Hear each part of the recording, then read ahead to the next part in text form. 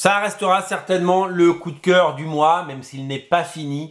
C'est la sensation incroyable et c'est vraiment une claque scénaristique et visuelle sans nul pareil. C'est tout simplement un chef-d'œuvre. Semence, Seeds en anglais, de Anne Nocenti, la scénariste culte, vous le savez, de Daredevil, et David Aja, dessinateur de Hawkeye, Immortal Iron Fist, pardon, et de quelques épisodes de Daredevil également. Eh bien, ces auteurs trop rares ont mis quelques années pour nous façonner et pour nous proposer une histoire complète, indépendante, un comics indépendant pur jus, dans la pure tradition des comics qu'on trouvait avant chez Vertigo, mais vous le savez, l'éditrice Karen Berger de Vertigo a quitté Vertigo, parce que Vertigo a été fermé, et qu'elle a lancé un label qui s'appelle Berger Book chez Dark Horse, donc c'est un comics Dark Horse, publié en France par Futuropolis en version française.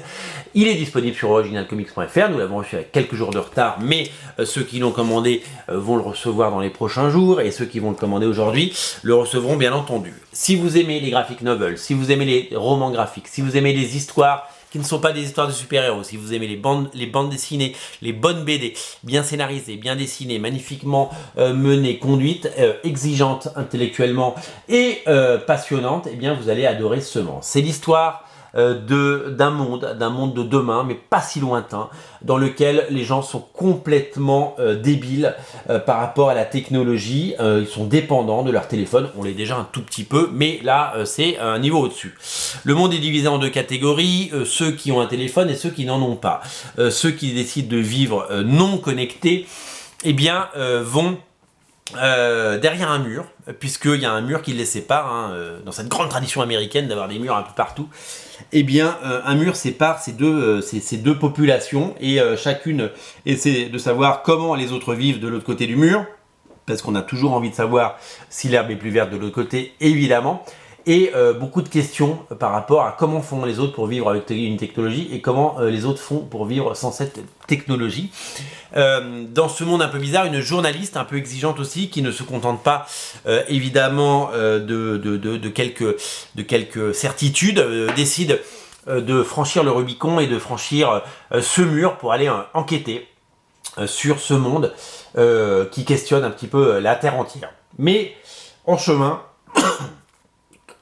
Pardon.